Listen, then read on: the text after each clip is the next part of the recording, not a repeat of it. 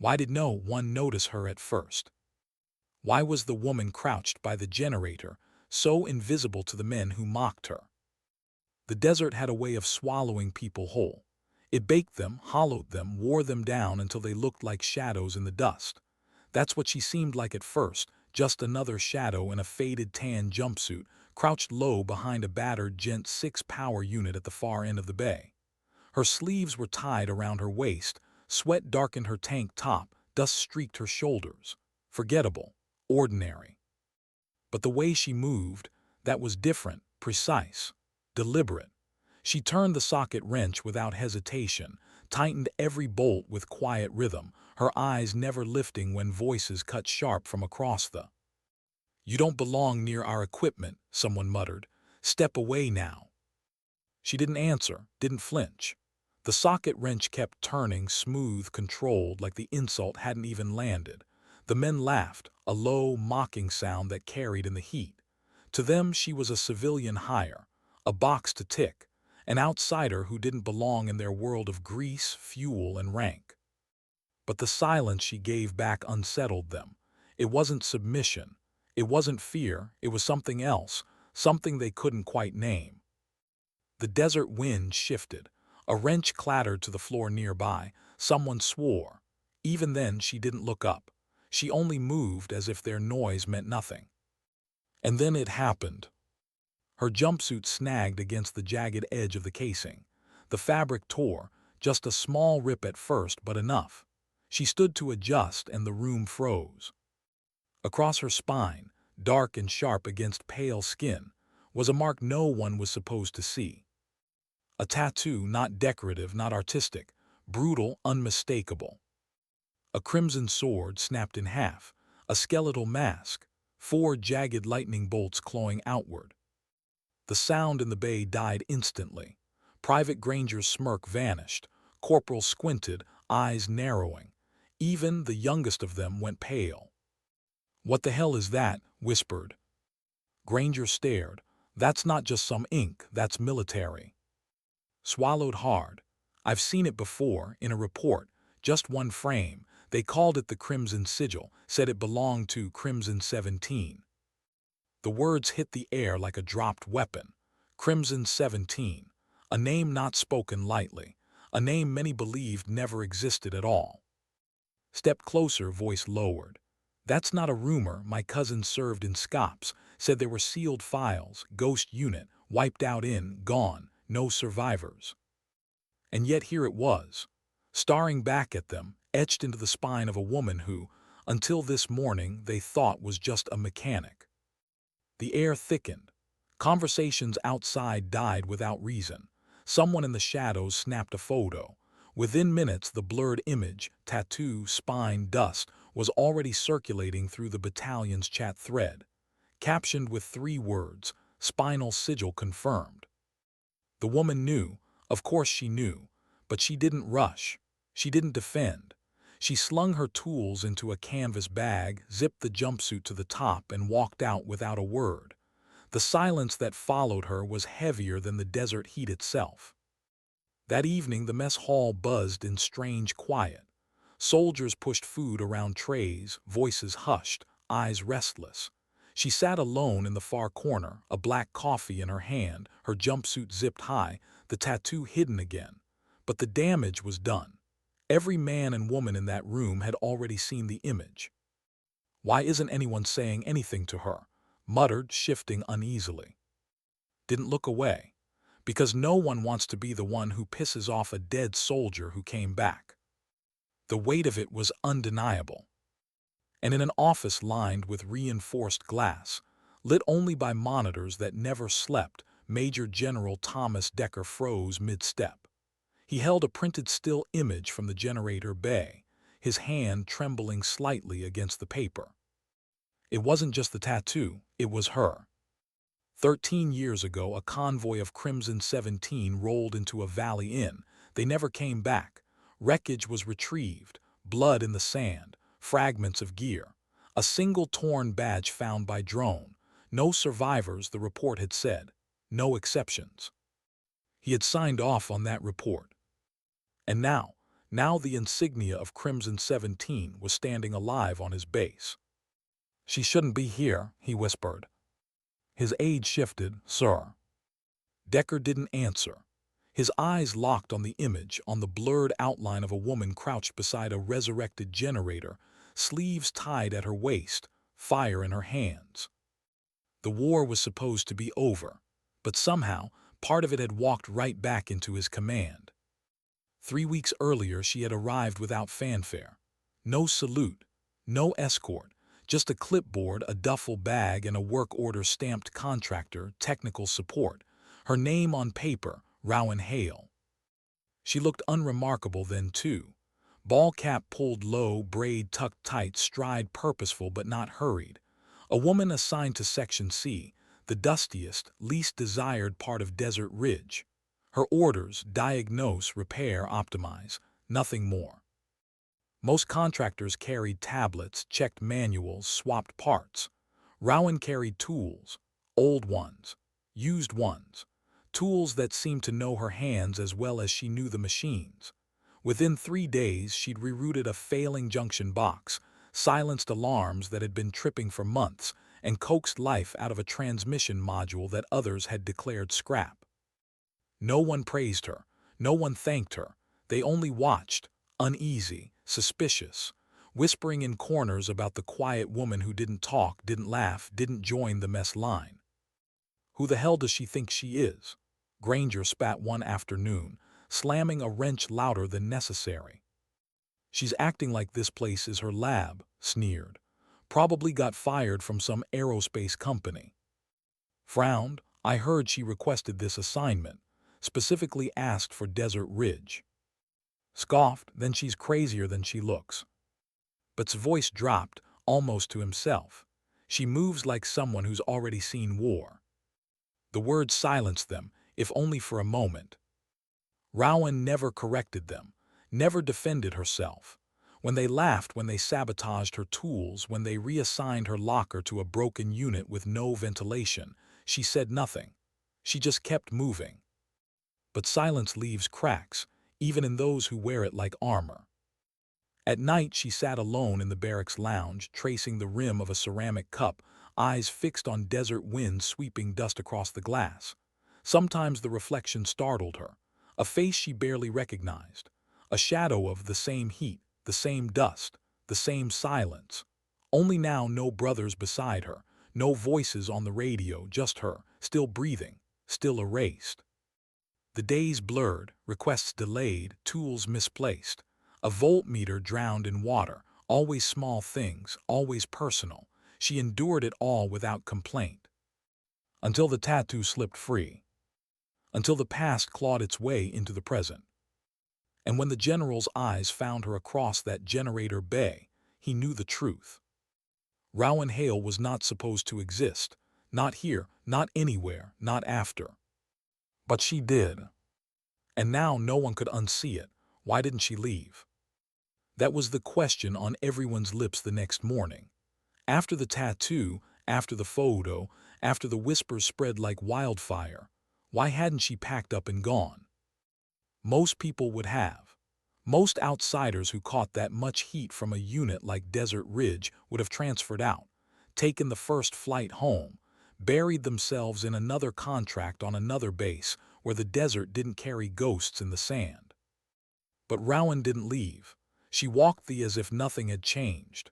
Toolbox at her side, collar zipped high, hair tucked neat beneath her cap, the tattoo hidden once more.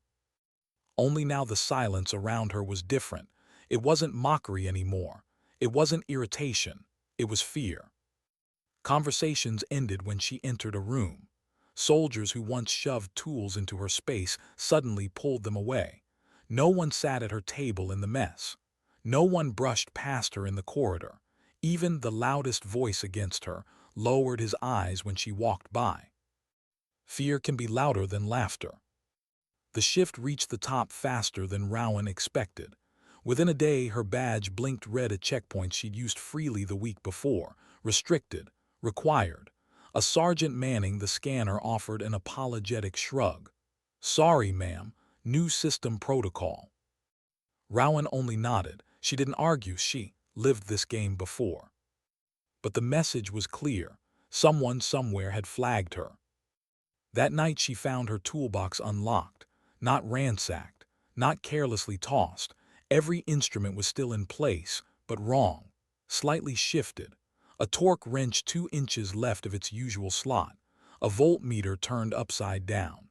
Her notes folder flipped backward, the cover peeled open just enough to suggest fingers had lingered there. She exhaled slowly, not in panic but in confirmation. Someone was digging. By the next morning she was summoned. Politely, of course, always politely. The personnel office in the East Wing was cold, sterile, too white for a desert base. The man waiting for her smiled nervously, a civilian in shirt sleeves with a clipboard hugged to his chest. "Miss Hale," he said, fumbling over the title. "Just a standard data sync. New database protocols. Bit of a headache, I'm afraid." He handed her the form. Most of it was boilerplate, authorization for access renewals, verification of contractor status. But at the bottom, in neat boxes, the words caught her eyes. Military service history. Active duty, reserve, never served, other. Her pen hovered for a long time. Then she checked other. The man reviewed it, eyes darting up too quickly. "Would you mind elaborating?" Rowan said nothing. Behind closed doors, higher hands dug deeper. Her file appeared exactly as it was designed to: clean, civilian contractor, certifications, background checks clear, no military record. No service history at all, one officer frowned. "None," the analyst replied, tapping the screen. "Not even an enlistment attempt, it's too clean." "Looks synthetic," another muttered. Then the tattoo. Either she's impersonating someone, or someone erased her. And from that moment, the base itself turned. Her name disappeared from task rosters. Tools she requested never arrived. Work bays she'd once walked into freely were now locked. Even the old supply clerk who once shared his lunch with her stopped looking her in the eye. For the second time in her life, Rowan was being erased. But she adapted. She always adapted. She brought tools from outside the wire, worked after hours, rerouted repairs around locked zones, fixed what she could in silence, even when her own presence became the very thing the system seemed determined to reject. Still, silence has weight, and weight settles. At breakfast, soldiers stood when she sat near them, abandoning trays half full. Her name was crossed out on equipment logs, replaced in red ink with 2 words: not cleared. Even in the corridor, she caught the faint click of a camera shutter from an air vent above her locker. She said nothing. But she noticed, she always noticed. And the pressure only grew. The push came on a Thursday. A critical generator module near the comms bunker had failed again, spitting smoke into the already suffocating desert heat. Rowan was assigned to it. No one volunteered to assist. She arrived alone, toolbox in hand, sweat already slicking her collar. The casing was scorched, wires snarled, fans wheezing. She knelt, sleeves tied at her waist, hair pulled high. The desert wind pressed hot against her back. And then the zipper gave. Just enough. The jumpsuit tore against the casing, fabric flapping loose. The tattoo, clear, stark, unmistakable. Was the first to see it. Granger and followed his gaze, their faces draining of color. "That's not," stammered, but the words fell away. Wrench slipped from his hand, clattering across the concrete. "I saw that, in a frame, a documentary, Crimson 17. Granger swore under his breath. "That unit doesn't exist." But they all knew it did. By the time Rowan zipped the jumpsuit high again and wiped her hands clean, the 3 of them had already backed away, wide-eyed and dry-throated. Within 20 minutes, another photo circulated, this one clearer, caught from behind, captioned with 4 words, "She's one of them." The comments exploded. "No way, Crimson 17 was wiped out." "Her, that's impossible." What's she doing here? Because some ghosts walk among us. And fear became fact. Major General Decker never believed in ghosts. He believed in numbers, strategy, efficiency, precision. But that afternoon, as his convoy rolled into Desert Ridge for what was supposed to be a routine inspection, the sight outside his window shattered all of it. A woman crouched behind a generator, sleeves tied at her waist, sweat darkening her collar. Her posture froze him mid-breath. And then when she stood to adjust, he saw it. The mark, the sword snapped across a mask, lightning bolts clawing out. His blood went cold. 13 years. 13 years since the firestorm swallowed Crimson 17 whole. 13 years since he had signed the paper that declared them all dead. And now the ghost of that report was standing alive on his base, fixing machines no manual could save. "Stop the vehicle," Decker ordered. The driver hesitated but braked. The aide in the back started to speak, but the general was already unbuckling, already leaning forward, eyes locked on her. She hadn't seen him. She kept working, steady hands buried in wires, unaware of the tremor she had sent through a man who once wrote her death in ink. Back at command, Decker moved like a man possessed, past checkpoints into secure rooms snapping orders. Pull Crimson 17 files, all of them, no filters, no redactions. The sergeant hesitated. "Sir, those files are—" "I signed the authorization," Decker barked. "Enter the override." The screens filled. Maps, drone feeds, redacted lines, then the roster, Lynn, all marked KIA. And then at the bottom faded, nearly skipped. Lieutenant Rowan M. Hale, status, MIA, presumed KIA, body unrecovered. Decker's jaw tightened. "Bring up her file." "Error code purged, relocated." "Who erased it?" Silence, pale faces. No one had an answer. But Decker knew the truth. Someone had buried her, buried the whole unit. And yet they'd missed one thing: the tattoo, the sigil, designed in secret, inked in fire, worn only by the 17 who called themselves Crimson. It was never meant for the world to see. Only for them. And now it was alive on her spine. Alive on the base he commanded. "Find her," Decker ordered, voice low, quietly. "I want to speak to Rowan Hale myself." That night Rowan sat alone at the edge of the dunes, the desert sky bruised with orange and violet. Silence pressed heavy. She traced the rim of her cup with steady fingers, eyes distant. When she heard footsteps, she didn't turn. She already knew who it was. "Rowan." The voice was older now, but she remembered the tone. He was testing her name against the wind. She didn't answer. "I thought you were dead," he said, firmer this time. His limp carried him closer, the stiffness of shrapnel in his leg unchanged by the years. Finally she looked up. Recognition flickered in her eyes, not warm, not forgiving, just real. "You're limping," she said softly. "Too proud for a cane, too stubborn to retire." His face cracked into something like a smile. "Still remember." "I remember all of them," she whispered, "even the ones whose bodies we never found." And for the first time in 13 years, Rowan Hale sat face to face with someone who had once buried her name. How do you live when the world believes you're dead?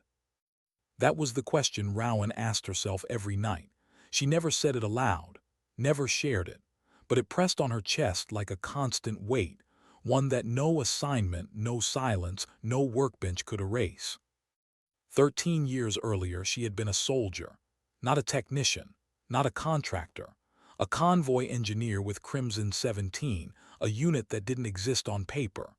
Their insignia wasn't stitched on uniforms, it was burned into their skin. A silent pact, a mark that only meant something in the dark, in fire, in smoke when radios cut out and orders fell apart. And then swallowed them. Officially, every member of Crimson 17 was listed KIA. Bodies unrecovered, mission scrubbed, case sealed. But Rowan had crawled out of the fire alone, breath rasping through the smoke, heart pounding in silence as the desert erased the rest. She wasn't rescued, she wasn't debriefed, she was told to disappear. Erase yourself, they had said. If you surface, questions will follow, the mission, the failure, the names. Better if you never existed. She agreed. At 28, grief was heavier than pride, so she let them bury her in silence.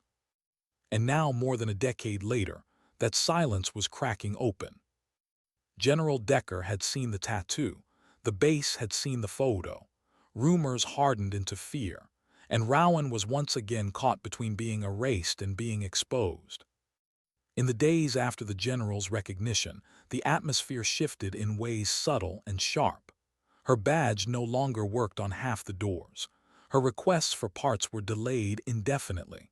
Radios went quiet when she walked into a room. But something else had changed too. Soldiers who once mocked her now avoided her altogether. Some walked wide circles around her. Others stole quick glances when they thought she couldn't see. They didn't want to confront her, but they couldn't ignore her. Fear is strange that way.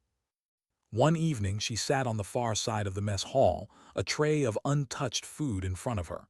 Conversations dimmed when she entered. Forks scraped metal trays. Boots shifted nervously. Private, the youngest of the three who had mocked her most openly, kept staring. His eyes were wide, unsettled. He had seen the tattoo. He had shared the image. And now he couldn't decide if he'd betrayed her or saved himself. "Why isn't anyone saying anything?" he whispered too. "Because no one wants to be the first," muttered back. "No one wants to test a ghost." But Rowan wasn't a ghost. She was a woman still breathing, still carrying the memories of a unit no one else would name. Late that night, as desert winds whipped dust across the compound, Rowan sat in the lounge, staring at her reflection in the window. Her own face startled her sometimes, not because it had aged, though it had, but because she barely recognized the eyes staring back, eyes that had seen fire swallow friends, eyes that had seen lies turned into paperwork, eyes that still watched every exit in every room. She closed them, forcing herself to breathe, slow, steady, the way she had in tunnels, the way she had when the convoy burned. But silence never erased memory. The following morning, a message arrived, not in her hands but in the system. A maintenance log left on her bench, marked with a red stamp, clearance level pending verification. She frowned. It wasn't the usual tech office stamp. It came from base admin, and that meant someone had pulled her name higher than routine. She set the log aside. Another message would come. By midday, her prediction was right. She was summoned again, this time not for polite forms but for questions. The personnel officer, a man too careful with his words, leaned forward with folded hands. "Miss Hale," he said, "your background file shows no military service, but your behavior, your familiarity with systems, it's been noted. Some are concerned." Rowan kept her eyes steady. "I'm here to fix what breaks, nothing more." The officer hesitated, and the tattoo. Silence. He shifted, uncomfortable. "You understand there are rumors." "Rumors are safer than truth," Rowan cut in quietly. The man blinked, unsure if she had confessed or deflected. Behind the glass others watched, analysts, command clerks, even one intelligence officer who muttered under his breath, "She's too clean, no record at all. Either she's a plant or someone erased her." That word again, erased. Rowan felt it like a blade pressed gently against her spine. When she left the office, the hallways felt. Eyes followed her. Doors beeped red at her badge. And in the soldiers shifted uneasily, their conversations dying before she drew close. Still she worked. She repaired what she could. Machines didn't care about rumors. Circuits didn't flinch at scars. But people did. 2 nights later, sabotage struck harder. Her toolbox, the one she kept locked at her bench, was opened again. But this time, nothing was rearranged. Instead, a note sat neatly on top. One word. "Why?" She stared at it for a long time, her pulse calm, her breath steady. She folded it, slipped it into her pocket, and said nothing. But the cracks in her silence widened. Not because of fear, not because of anger, but because someone somewhere was still asking questions she had buried 13 years ago. And questions, left unanswered, become weapons. The next morning, a mandatory briefing appeared on the schedule. A refresher session for maintenance staff. Routine. Boring. But the moment soldiers filed into the bay, they knew this one was different. The benches were cleared, the projector hummed, and at the front, clipboard in hand, stood Rowan Hale. Muttered under his breath, "Why is she running it?" Granger rolled his eyes. Because command's too cheap to bring someone in with a uniform. But stayed silent, his jaw tight. Rowan didn't speak at first. She let the silence work, scanning the faces in front of her. Men who had mocked her, men who had sabotaged her, men who now whispered her name like a rumor. Finally, she clicked the projector. A blueprint of the Gen Power 9A lit the wall. "We're going to walk through redistribution protocols," she said evenly. "The kind you use when backup fails and the primary grid is compromised." Some chuckled, but her tone cut sharp. "Most of you will never need this, but if you do, you'll want to remember every second." Her voice carried a weight they couldn't place. It wasn't authority, it wasn't command, it was experience. Lived, earned, paid for. Halfway through the session, a sergeant raised a hand. "That sequence, it's not in the manual." "No," Rowan replied, moving her pen across the blueprint. "It is. It was tested in theater, under fire." The room went still. Rowan paused, then added, "Crimson 17 drafted it, after we lost 4 men in a convoy blackout." Gasps rippled. Granger frowned, trying to make sense of her words, swallowed hard, shifted, his arms crossed but his face pale. And Rowan let the silence hang. Then, with quiet precision, she pulled her collar aside just enough to reveal the tip of the tattoo, the jagged lightning bolt inked into her spine. The whispers spread like wildfire. She zipped her jumpsuit closed again. "I didn't come here to hide," she said, "but I didn't come here to be found either." No one laughed this time. No one dared. At the far end of the bay, the doors opened. Heavy boots echoed across the floor.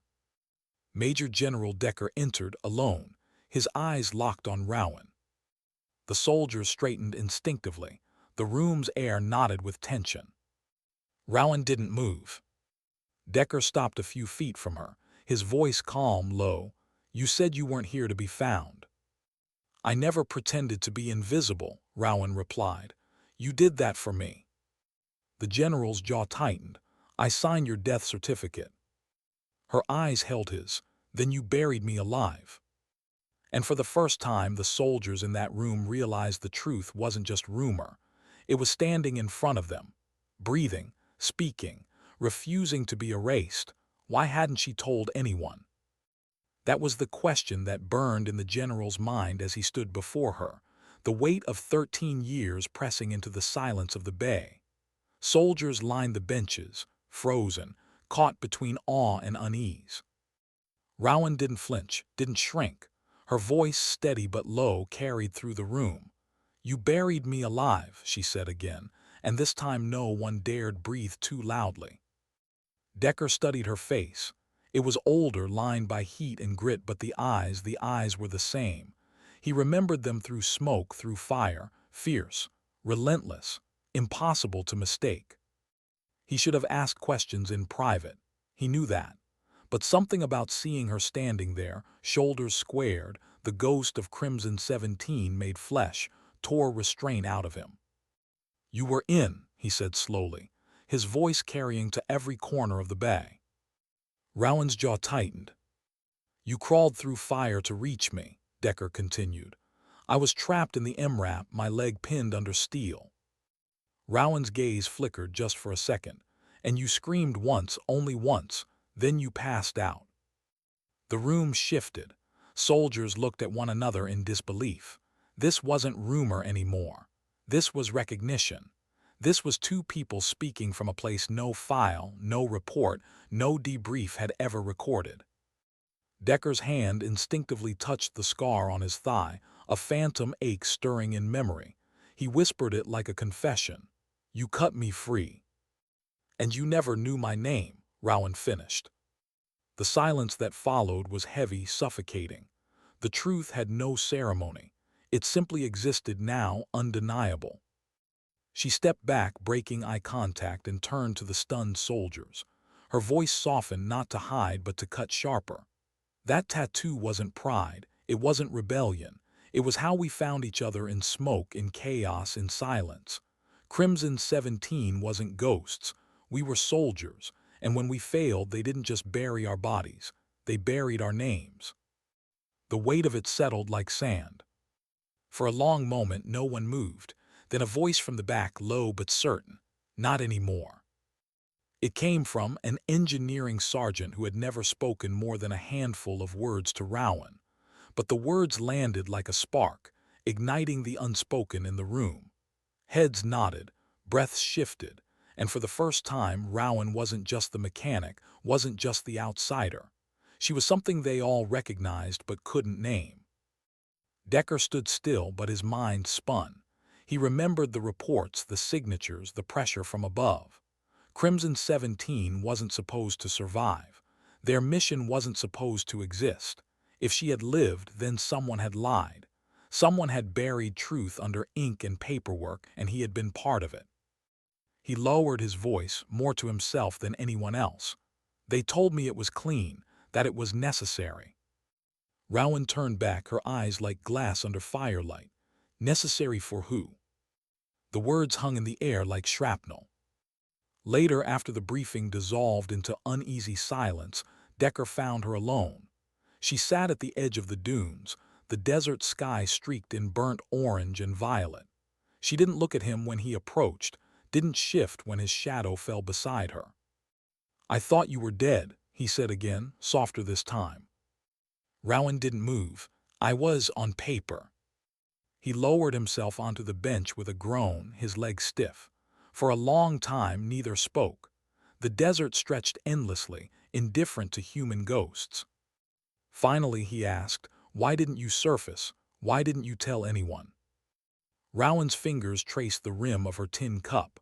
Her voice was quiet, almost lost to the wind. "Because they told me not to.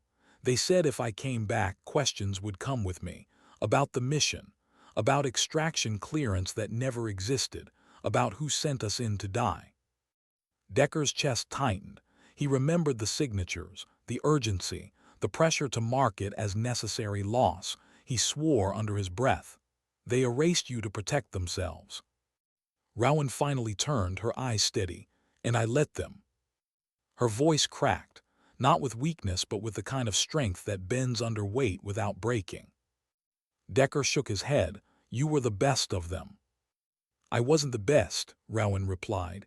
"I was just the one who survived." He searched her expression, saw the years carved into her silence, the scars that didn't sit on her skin but in her bones. "You dragged out of that convoy while rounds lit the sky. You rerouted comms in the middle of a blackout. You volunteered for the tunnel breach. Don't rewrite your story, Rowan." Her breath hitched, barely noticeable. She turned back to the horizon, blinking against the desert wind. "I tried to build a life," she whispered. "Contract work, quiet posts, places where no one asked questions, but it always catches up. The way I move, the way I work, someone always notices." Decker's throat tightened. He had seen it too. The way she bent over machines like she'd bent over wounded men. The way her eyes scanned rooms like she still expected ambush. The way silence sat heavier on her than on anyone else. "You were forged for more than hiding," he said. Rowan gave a hollow chuckle. "And yet here I am, fixing generators until a zipper betrayed me." For the first time, Decker smiled faintly. "Damn zipper." The wind carried a sliver of sand between them. For a moment, they both sat in the kind of silence that didn't hurt but healed, however briefly. But healing wasn't permanent. Decker's tone hardened. They'll come for you now, you know that. Rowan didn't flinch. I know. Then what? He asked. She looked down at her calloused hands. I don't know. It's been so long since I was allowed to wear my own name. Decker leaned forward, elbows on his knees. Maybe it's time someone spoke, really spoke. Her eyes narrowed. And what would I even say? You'd start with the truth, he said simply. That you lived, that you remember. Rowan didn't answer. She stared at the horizon where the sun bled into shadow. Decker stood, his limp dragging at his step. He paused, looking down at her one last time. You're not a ghost, Rowan, not anymore.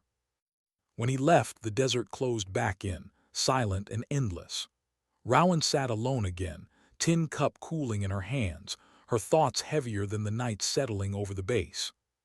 For the first time in 13 years, she was seen. And being seen was more dangerous than being erased. Why did they all show up? That was the question Rowan asked herself the morning of the briefing. She hadn't called for it. She hadn't asked for attention. Yet at 900 sharp, Bay 1 filled with soldiers, mechanics, and operators, all waiting, all watching. She stood at the front, clipboard in hand, boots scuffed but polished, jumpsuit zipped high. For weeks she had been an afterthought, a rumor, a ghost, and now 50 pairs of eyes tracked her every move. The projector flickered on, blue light spilling across the wall. Rowan clicked the remote, a schematic blooming into lines and numbers. We're going to walk through power redistribution protocols, she said. Her voice was steady, even, not loud, not commanding, simply assured. Hot ops scenarios, when the backup fails and the grid collapses. A few soldiers exchanged smirks, someone chuckled, but Rowan didn't falter. Most of you will never use this, she continued. But if you do, you'll want to remember every second. Her pen moved across the diagram, tracing fault zones, highlighting grounding loops, marking bypass sequences no manual ever mentioned. She didn't hesitate, didn't search for notes. Every step flowed like muscle memory. Halfway through, Sergeant leaned forward, brow furrowed. That's not in the handbook. No, Rowan said. It is. It was tested in theater under fire. The room stilled. Crimson 17 wrote it after losing 4 men in a convoy blackout. Gasps rippled. Granger frowned, confusion and disbelief warring in his expression. Froze, pale and silent, jaw clenched. And Rowan let the silence hang. Then calmly, she unzipped her collar just enough to reveal the tip of the tattoo. The jagged crimson bolt burned into her spine. Murmurs erupted, shock, fear, something else. She zipped it closed again. I didn't come here to hide, she said quietly, but I didn't come here to be found either. The room buzzed with whispers until the sound of boots silenced them. Major General Decker stepped through the bay doors. Alone, no entourage, no ceremony. His eyes locked on Rowan and the tension coiled tight. The soldiers snapped to attention. Rowan didn't move. Decker's voice was low but sharp. You said you weren't here to be found. I never pretended to be invisible, Rowan replied. You did that for me. He stepped closer, gaze heavy. I signed your death certificate. I buried you. And yet here I am, she answered. It wasn't defiance. It wasn't anger. It was fact. The air felt electric. Soldiers glanced at one another, realizing they weren't just hearing rumors anymore. They were witnessing something official unravel in real time. Decker turned, looking at the faces staring back at him. You all want answers. No one spoke. He stepped aside, a gesture small but deliberate, a signal, recognition. Rowan inhaled once, then faced them. That tattoo, she said softly, pressing her hand to her spine, wasn't meant to be seen. It was how we found each other in the dark, in smoke, in silence. Crimson 17 wasn't ghosts. We were soldiers. We bled for objectives no one would report. And when the mission failed, they buried our names with our bodies. Her words weren't loud, but they cut deeper than shouting ever could. For a long beat, no one moved. Then, still leaning forward, whispered, "Not anymore." The sentence echoed in the silence like a vow. Rowan stood steady. She didn't boast, she didn't shrink. She simply existed, fully, finally, as herself. Decker said nothing more. His face was stone, but his silence was not dismissal. It was.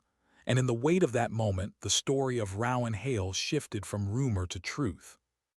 Word spread faster than orders. Soldiers who once mocked her now lowered their voices when she passed, not in ridicule but in respect. Tools stayed where she left them. Her name began to reappear on rosters, not crossed out this time but highlighted. The first change came small. Nervous and awkward, carried his tray to her table in the mess one afternoon. He didn't speak at first, just sat across from her, placing a second cup of coffee beside hers. "You were right," he said finally, eyes fixed on the table. "About that capacitor trick, cut our load time in half."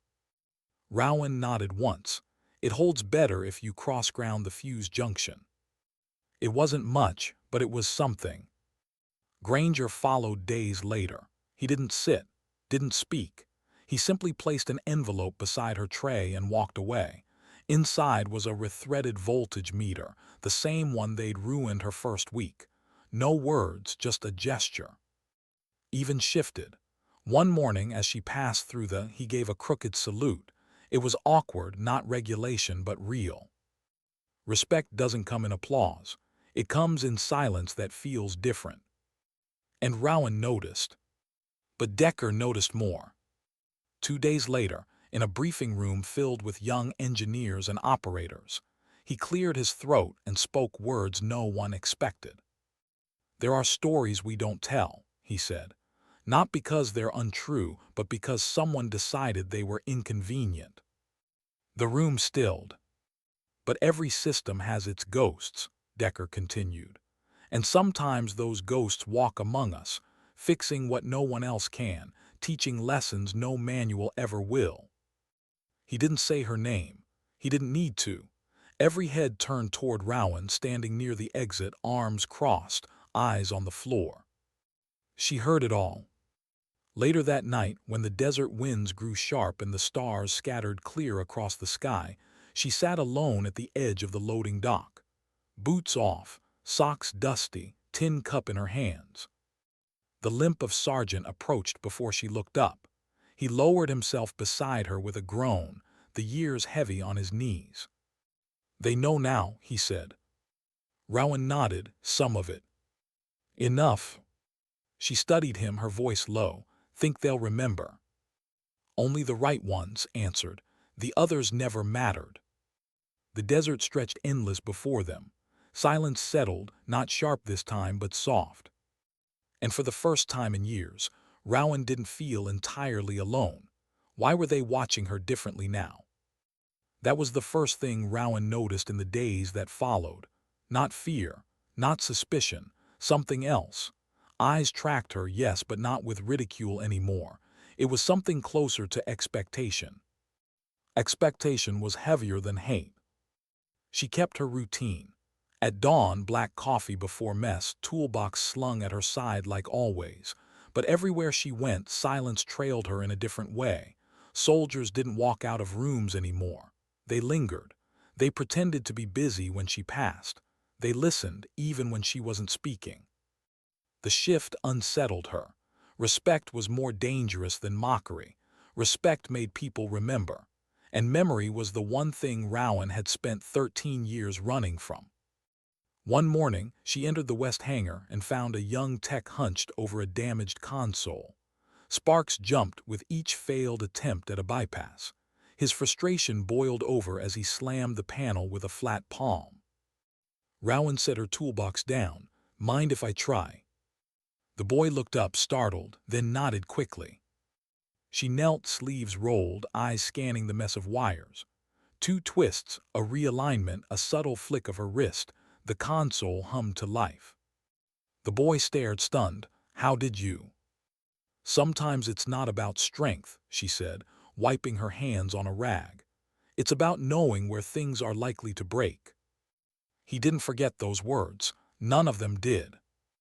That same evening, a recruit in the mess dropped his toolkit, scattering fuses across the floor.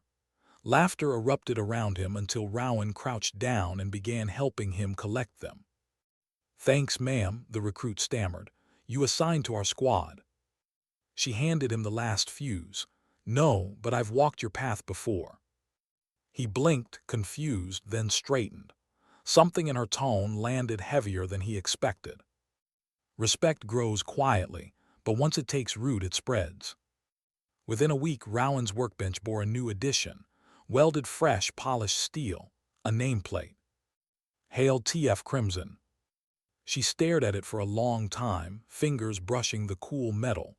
She didn't smile. She didn't speak. She simply sat down and got back to work. But inside, a knot loosened. The base itself had shifted. Soldiers who once mocked her now fell into step beside her without asking. Coffee cups appeared at her table, unannounced but left deliberately. A rethreaded voltage meter replaced the one they'd sabotaged her first week.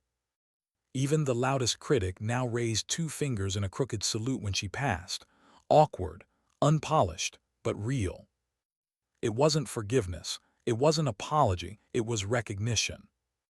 And recognition was all she had ever wanted. But General Decker saw something else forming, something bigger. During a briefing with engineers and drone techs, he paused mid-sentence and glanced toward Rowan standing at the back. His voice carried differently when he spoke next. "There are stories we don't tell," he said. "Not because they're untrue, but because someone decided they were inconvenient. But every system has its ghosts. And sometimes those ghosts walk among us, fixing what no one else can, teaching lessons no manual ever will." He didn't name her. He didn't have to. Every soldier in that room understood who he meant. Later that night, Rowan sat on the loading dock, boots off, tin cup in hand, the stars above sharp and endless. Sergeant limped over and lowered himself beside her with a groan. "They know now," he said. Rowan didn't look at him, some of it. "Enough," replied. She turned, studying him. "Think they'll remember?" "Only the right ones will," he said simply. "The others never mattered."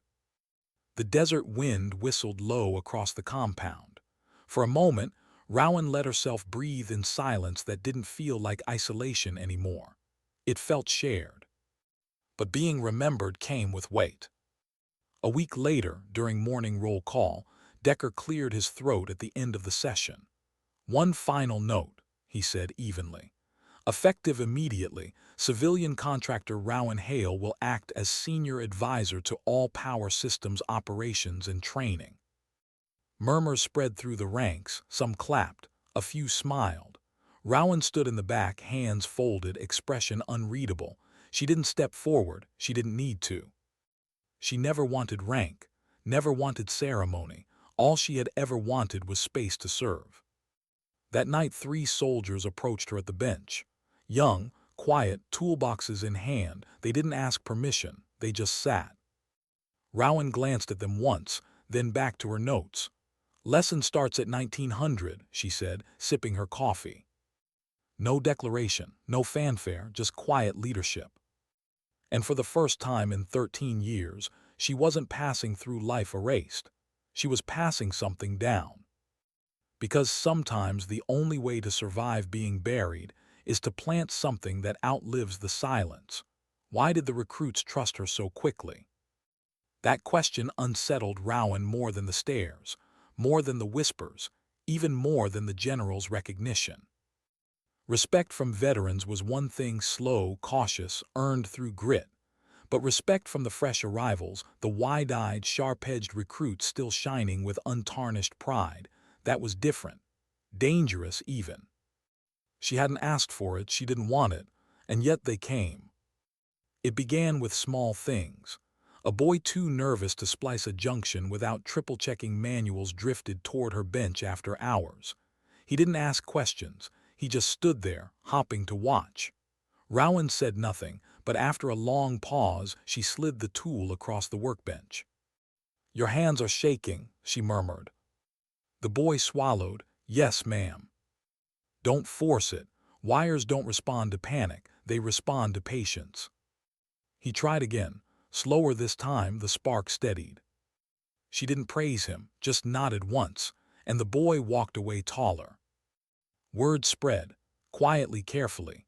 Within days, 3 more showed up, then 5. Then an entire bench was pulled closer to hers, recruits hovering with notebooks, wide eyes catching every flick of her wrist. Rowan didn't plan lessons. She didn't schedule them, but she taught anyway. Not with speeches, not with manuals, but with the slow, deliberate patience of someone who had rebuilt herself piece by piece. She showed them how to bypass a failed regulator without frying the entire system, how to listen for the faint hum of an overload before it sparked, how to read silence as carefully as signals. Machines break where people overlook, she told them one evening, twisting a relay with careful fingers. The same is true of everything else. They didn't always understand her words in the moment, but they remembered them. And remembering made her visible. Visibility had a price. 3 days later, Rowan's clearance was flagged again. Her name appeared in a report sent to Division Command, not from Decker, but from someone above him. The language was cold, clinical. Rowan Hale, civilian contractor, unverified service history, exhibiting undue influence over enlisted personnel, recommend inquiry, possible security breach. Decker read the report in silence, jaw clenched. He closed the folder, looked at his aide, and said only one word. No. The aide hesitated. Sir, they're requesting. I said no, Decker snapped. His voice softened, but not by much. She's not the breach, she's the glue. The aide lowered his eyes. Yes, sir. But reports had a way of climbing anyway, and Rowan knew it. That night found her again at the loading dock. The desert air was colder than usual, wind cutting sharp against their sleeves. You're building something, he said without preamble. Rowan didn't look at him. I'm fixing generators. He gave a tired laugh. That's not what I mean. Her jaw tightened. I didn't ask them to follow me. You didn't have to, leaned back, staring at the stars. They see what we all saw once, someone who doesn't break where others bend. Rowan swallowed hard, her throat dry. That's exactly what I don't want. If they look at me, they'll carry the weight I can't put down. That's not survival, that's contagion. Turned toward her, his face lined with years of dust and memory. Or maybe it's inheritance. She shook her head almost violently. I don't want them to inherit Crimson 17. They don't need ghosts in their bones. Didn't argue. He just sat with her in the silence until the wind carried the sting from her voice. But the recruits kept coming. One evening, as Rowan adjusted a relay circuit, a young private asked the question no one else dared. Ma'am, why do you move like you're always ready for something to explode? Rowan froze. For a moment, the entire seemed to still with her. She didn't answer right away. She finished twisting the wire, secured it, closed the casing, and only then spoke. Because once everything did, and I'm still listening for the sound. The private lowered his gaze, cheeks flushed, but he never asked again. The words, though, lingered. They spread the way all unspoken truths do, whispered at bunks, carried in mess lines, repeated in tones softer than rumor, heavier than gossip. And slowly Rowan became more than the outsider, more than the ghost. She became the quiet standard. Even once her sharpest critic now found himself leaning in when she spoke. He didn't apologize, didn't explain. He just listened. Granger began leaving extra tools at her bench, unasked for but always exactly what she needed. Still haunted by guilt from mocking her early on, walked in her shadow whenever he could, not speaking, just present. And Rowan, against her will, began to carry them. Late one night, when the base slept and the hummed with low, steady machines, she sat alone on her bench. Her calloused hands trembled faintly as she stared at them, remembering the blood that once covered them instead of oil. She whispered to herself so quietly no one could hear. I wasn't meant to lead, I was meant to survive. But the truth was cruel. Sometimes survival is leadership, whether you claim it or not. Decker knew it, and now slowly the base knew it too. The silence that once erased her was becoming something else. And Rowan Hale, the woman who had let herself be buried, was learning what it meant to be remembered. Why did she stay? That was the question lingering in the air long after her tattoo was revealed, long after Decker confronted her, long after the recruits began shadowing her like she was something more than a technician. Why hadn't she left? Rowan asked herself the same question every morning. She had disappeared before. She knew how. A transfer slip, a faded duffel, and she could vanish into another dusty outpost where no one knew her name. But each time she considered it, something anchored her feet to the ground. Maybe it was the younger soldiers, gathering at her bench without asking, notebooks in hand, waiting for lessons she never intended to teach. Maybe it was the base itself, shifting from ridicule to quiet respect, from mockery to recognition.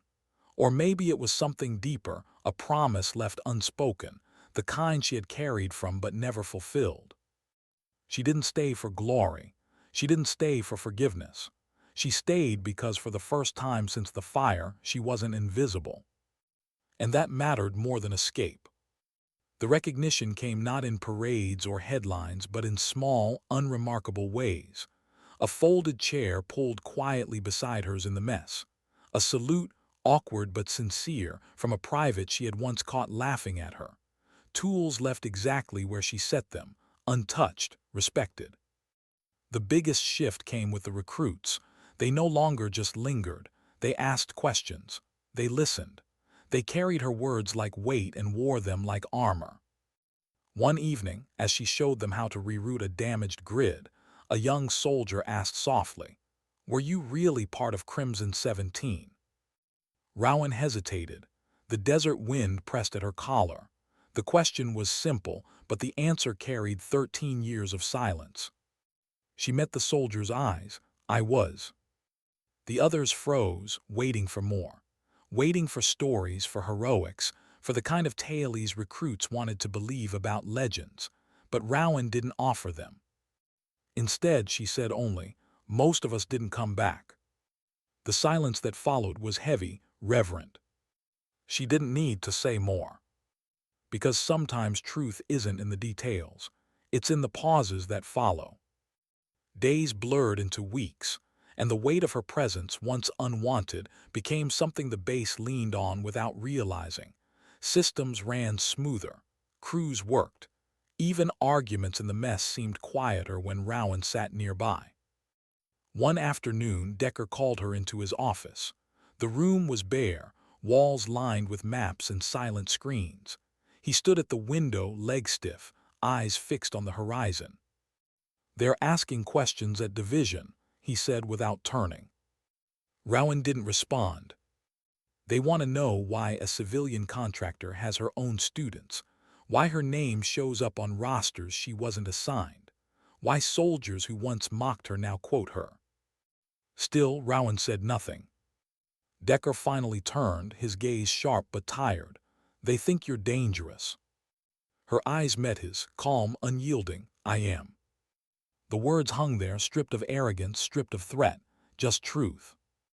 Dangerous not because she plotted, not but because she reminded them of something they had buried, that soldiers weren't expendable shadows in classified files. They were flesh, blood, memory. And memory was the one thing systems couldn't erase. Decker exhaled slowly, his jaw unclenching. "They'll push me to move you, to bury you again." Rowan's voice softened. "Then don't let them." His silence was answer enough. 3 days later, the daily report carried a single line. No fanfare, no headline, just text tucked among updates on supply drops and convoy rotations. Rowan M. Hale, contractor ID 43911, granted full honorary veteran status under Article 2.7. Internal citation classified. The words spread like fire through the base. Soldiers whispered them at bunks. Mechanics repeated them over generators. Recruits read them twice just to be sure. Honorary veteran status. It didn't erase the years she spent in silence. It didn't bring back the names burned into sand. But it was something. A recognition. A marker that she had existed, that Crimson 17 had existed. When Rowan found the nameplate welded to her bench, Hale, TF Crimson, she traced the letters with her fingers, then sat down and returned to work. Because recognition wasn't the end, it was only a beginning. That evening walked into the mess with 2 cups of coffee. He didn't ask. He just set one down across from her. "You were right about that capacitor," he said quietly. "Held better after we grounded it." Rowan nodded once. "Told you it would." He smiled faintly, and the silence between them wasn't awkward anymore. It was human. Granger passed her tray later without speaking, but a clean, rethreaded voltmeter rested on it. A replacement for the one he'd ruined. Rowan accepted it with a nod. Even Stubborn to the last offered a silent salute one morning. Crooked, awkward, but his eyes didn't hold mockery anymore, only respect. The biggest change came not in gestures but in presence. Soldiers began walking with her, falling into step without invitation. At first one, then 2. Then entire shifts found themselves aligned with her path, not because she asked, not because she demanded, but because survival gravitates toward strength. And Rowan's strength was no longer hidden. Weeks passed. A new batch of recruits arrived, fresh and eager. Rowan watched them from the shadows of the, remembering what it felt like to walk in with clean boots and untarnished pride. She remembered believing that manuals prepared you for chaos. That rank made you ready for fire. That loyalty could be assumed instead of earned in blood. One of them dropped his kit. Fuses scattered across the floor. The others laughed. Rowan stepped forward, crouched, and helped gather the pieces. "Thanks, ma'am," the recruit said sheepishly. "You assigned to our squad." She handed him the last fuse. "No, but I've carried gear you're not ready for." The boy frowned, confused, but her words landed heavier than he knew. Later, she found another young tech wrestling with a feedback loop, sparks flaring across the console. His frustration built until Rowan knelt beside him. "Mind if I try?" The boy stepped aside gratefully. She twisted 2 wires with a flick of her wrist, and the hum steadied. His eyes widened. "How did you?" "Sometimes it's not about strength," she said again. "It's about knowing where things are likely to break." The lesson would outlive her. Rowan never asked for command, never wanted medals, but she found herself at the heart of something rarer than orders. She became the silence others leaned on, the unspoken truth that spread through the base in nods, in gestures, in the steadiness of work done well. One evening, as the desert sky bled violet and stars pricked sharp above, 3 young soldiers approached her bench, toolboxes in hand, notebooks tucked under arms. They didn't ask if they could sit, they simply did. Rowan sipped her coffee and glanced at them once. "Lesson starts at 1900, she said. No fanfare, no declaration, just quiet leadership. The desert wind carried the moment away, but it stayed in the bones of those who sat with her. Because some stories don't need medals to be remembered. They live on in quiet leadership, in calloused hands passing down what manuals never teach, and in those who show up every day not for glory, but because they still believe in duty, even when the world forgets their name. Rowan Hale didn't return to take credit. She came back to make sure no one else walked alone. And sometimes dignity doesn't speak. It simply acts.